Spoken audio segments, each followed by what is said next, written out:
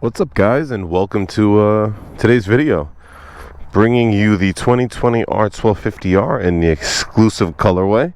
And I gotta be honest, well, I'm sorry, it's a little dirty, it rained last night, but I gotta be honest, this bike surprised me big time. This was another one of those bikes where I never really had any interest in. I thought it was cool looking, but I saw it as a, well, BMW calls it a Roadster, whatever that means. Well, we'll talk about what that means. And to me, it's a naked bike with a boxer, and my favorite naked bike with any engine is the S1000 single R. So to really kind of get into this thing, never really had any thoughts about it, but after riding it, it has blown my mind. So let's go take it for a spin. We'll talk about how and why it did that, and then we'll see if you want one in your garage. But yeah, my eyes are open. This thing is, and you know what, it's pretty. Look at it, it's a good looking bike. So let's take it for a spin, see how we like it. Well, I know I like it. Let's see if you like it, and we'll go from there.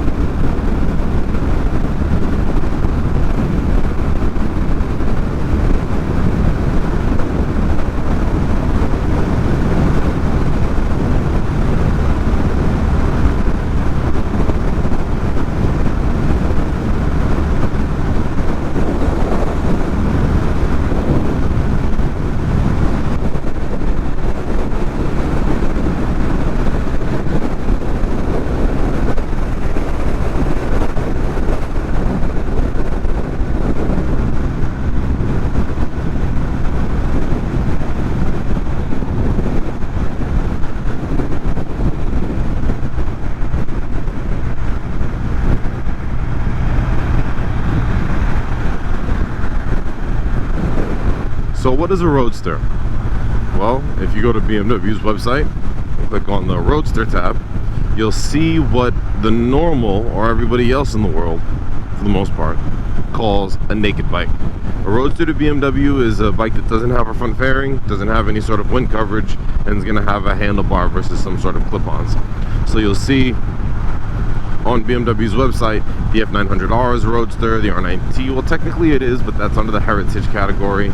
The S1000R is a Roadster, and the R1250R is a Roadster. And this bike kind of, like I said, always was a little weird to me, because I had built up and still believe that the S1000R is such a good bike that there really wasn't another naked bike or Roadster that I would really want to look at. And then I had to ride this thing. Oh my goodness. This bike is an eye-opener. Now, I've never, so far, I've been blown away by what this 1250 motor has been capable of. And not just in this bike, in the GS and the RT, and the GSA, and every bike that I've ridden with it so far. It's just so versatile, however you want to pronounce that. Because in the GS, you know, it makes for an amazing touring adventure bike workhorse. In the RT, it makes for a perfect sport touring engine for that bike. And in this, I just thought, oh man, they just really wanted to, you know, slap the boxer in something, and I guess whatever. And then I rode it, and my goodness, this thing is good.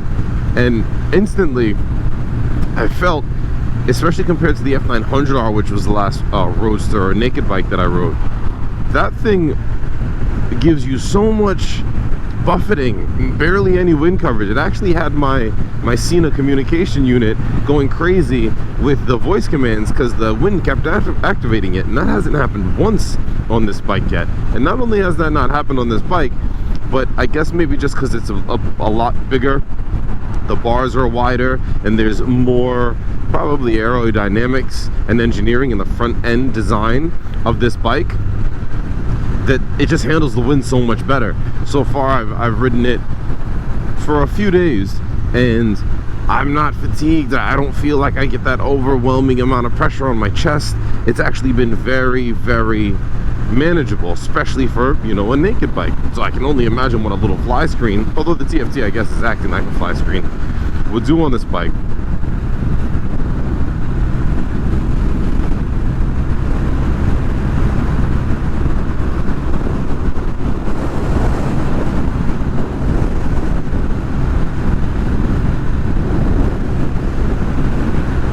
And I think the party piece of this bike, and this, to be honest, scared the crap out of me.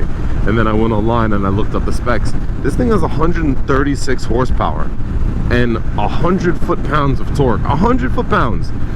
That is a lot. When I rolled on the throttle a couple times to see exactly what this bike could do, I was like, no, it's got to end.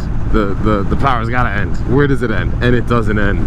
It rips your face off. You really actually have to hold on to the bars, not just to control the bike and pull the throttle, but you actually have to hold on to the bars so that you don't get ripped off of this thing with the amount of torque that it has.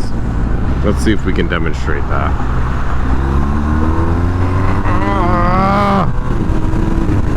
Oh man, no, you can't. This bike has so much torque. If you were to ride it all the way out, you're going to be doing triple digits in no time. Now, that's not saying much on any motorcycle, because any motorcycle will do triple digits in no time. But this one really makes you hold on. You know, sport bikes, they're not super torquey. So it's really more of a rev thing where you just get through the power band and you accumulate that speed and you do it at a fast rate. But this bike pulls you forward. This bike really, really accelerates you forward. And I have no doubt in my mind that this would beat S1000R in a drag race for sure, even with the big boxer motor and the clunky drive shaft. And I'm only calling it clunky because obviously it's not a chain. Those two bikes lined up, yeah.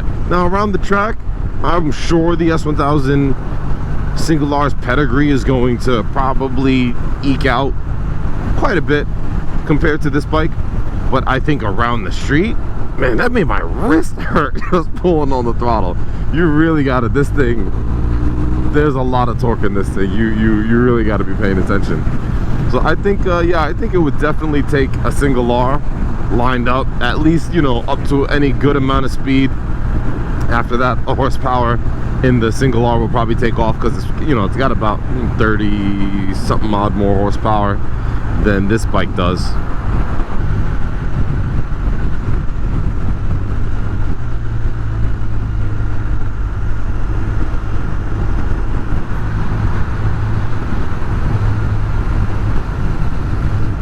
Oh, there's some dark clouds. Let's see if we can get to where we need to get to before we get wet.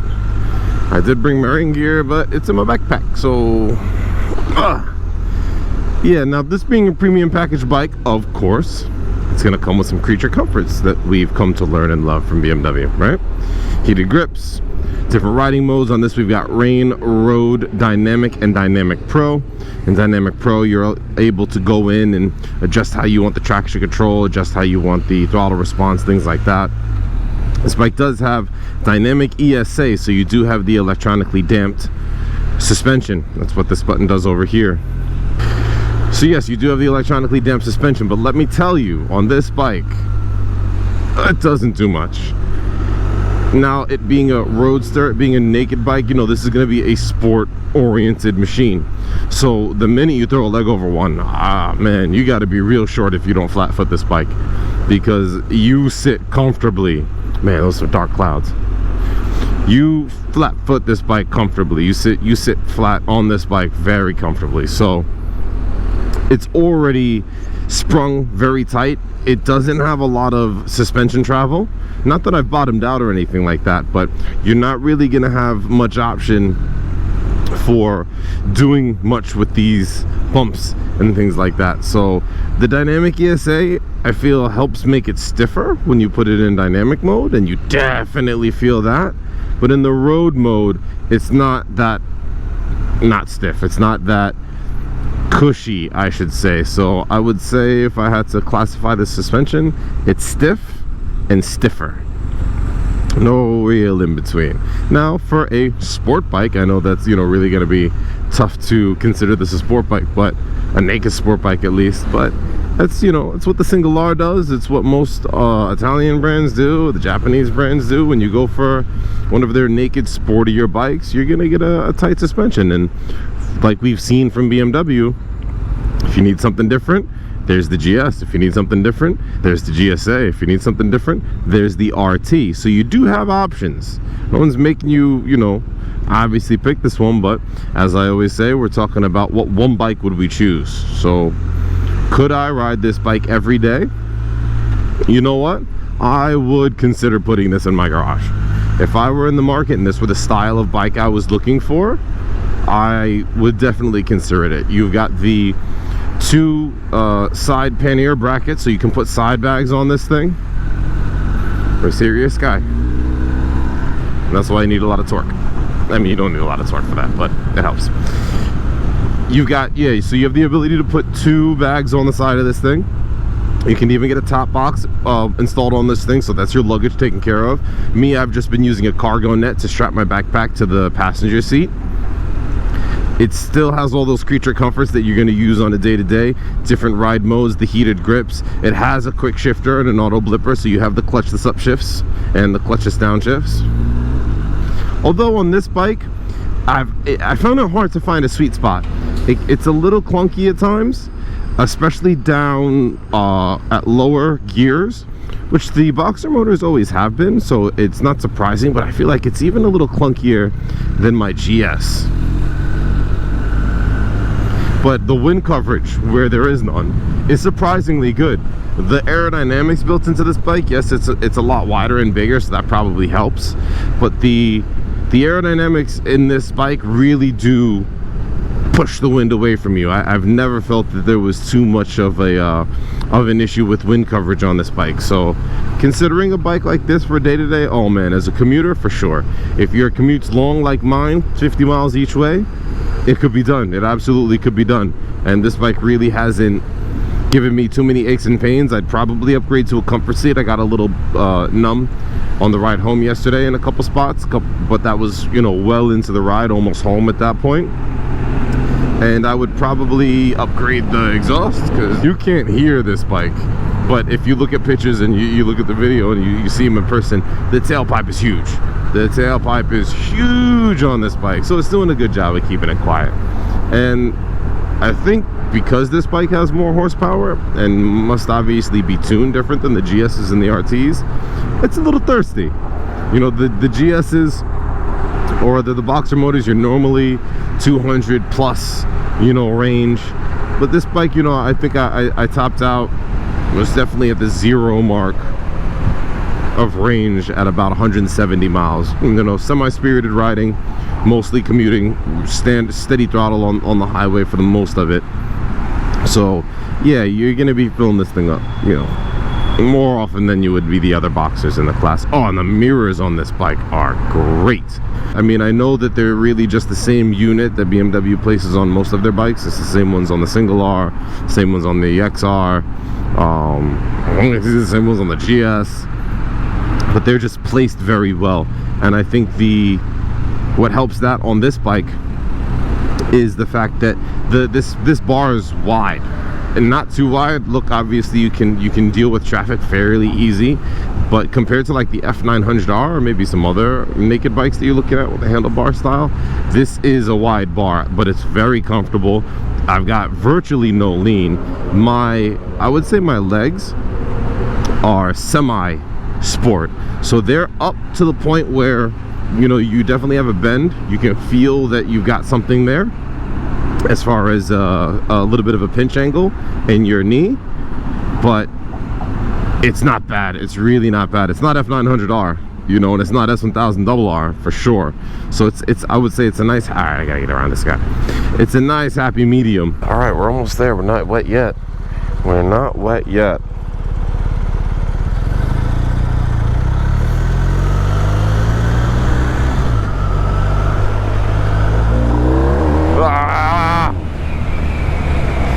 This torque is so brutal, and thank goodness for wheelie control. It really makes my wrist hurt. Thank goodness for wheelie control, because if not, this thing would be on one wheel all the time. Now you could turn that off if you want. We're gonna leave it on. Who's honking to me? Yeah, this bike is smooth. This motor, this overall package of a motorcycle is very, very smooth.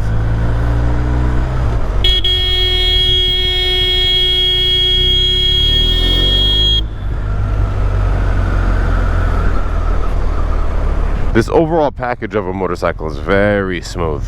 I like the motor, I like the power delivery, I like the drive shaft. Oh, and it handles great. You know, especially for a boxer motor, I always kind of worried. I always kind of wondered what the boxer motor would handle like, especially because, you know, you've got these opposing forces of pistons going like this. So it's like, all right, well, inline fours are where I have my most experience in going fast. So what would this bike be like? And you know what? It is solid. You can really hop on this bike and feel comfortable fairly quickly. I don't think we need you anymore. So I would definitely put this bike in the pool for consideration. If you're considering a big naked bike or one of BMW's Roadsters, and having the Boxer doesn't intimidate you or anything like that, yeah, I would definitely put this bike in the pool for consideration. If you're considering a big naked bike or one of BMW's Roadsters and this one sparks your fancy, I'm guessing I can't go that way because road work. Thanks, lady. Can I go around you? I'm gonna make a left.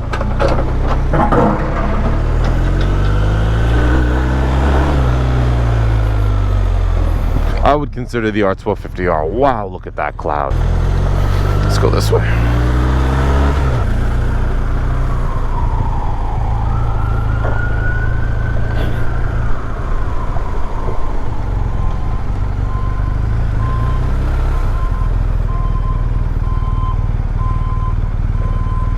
And why am I waiting for this guy?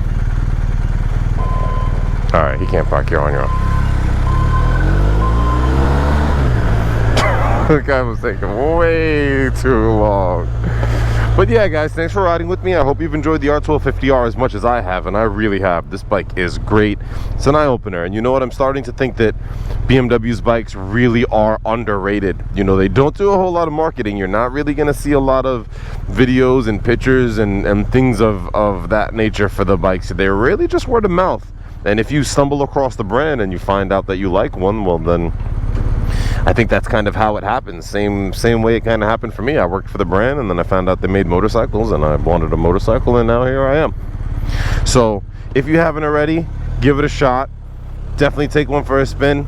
If you have one already, I'm sure you love it. And as always, don't forget to like, share, and subscribe.